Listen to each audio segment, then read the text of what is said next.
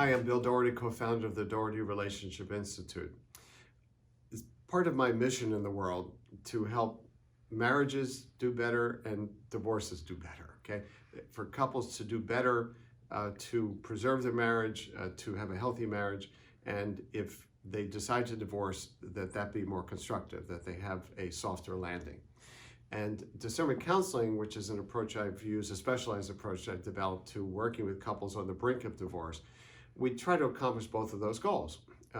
If people can decide that they want to work on the marriage in couples therapy, then it's all hands on deck and try to help them do that so that they can stay married and in a healthy way.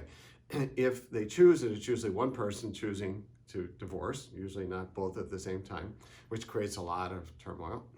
If they go that route, then the goal is that they would have learned enough in this process of looking at their relationship and each person's contributions to the problems, that they would then go on to have a more constructive divorce. And we have a little bit of data on that co-parenting can improve when people have gone through discernment counseling.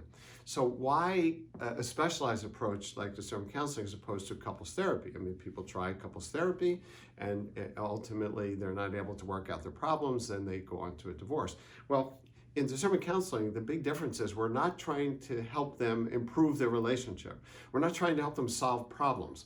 What happens in couples therapy, when the couples therapy ends in divorce without the discernment process, is that they've struggled to make it improve, they've struggled with each other, get the other person to hear, and it hasn't worked, and they're often frustrated with the couples therapy. Not that it's the therapist's fault, but it didn't work. Okay, and they may then go into the divorce process with this sense of this person didn't really do their job or whatever.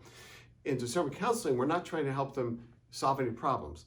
We're trying to help them have clarity and confidence about a direction for the relationship based on a deeper understanding of what's happened to the marriage and each person's contributions to the problems. And majority of the time is spent with each person separately. So it's understanding, it's clarity, it's insight, and then you choose a direction.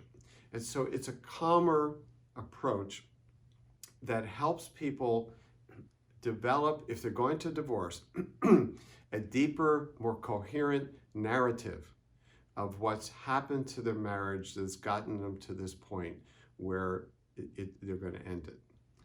And we know from research on divorce that developing a divorce narrative that has coherence to it, that has oneself as a player in this, not just a victim, helps people have a better divorce. It can help them co-parent better.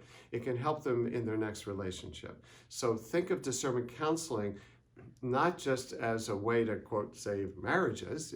That's really great if people can decide to work on it and their marriage is preserved, but also as a way to develop a way of understanding what's happened to their marriage, insight into oneself for the purpose of having a better divorce, a more constructive divorce, a softer landing for them and maybe their children, and then preparation perhaps for another relationship in the future.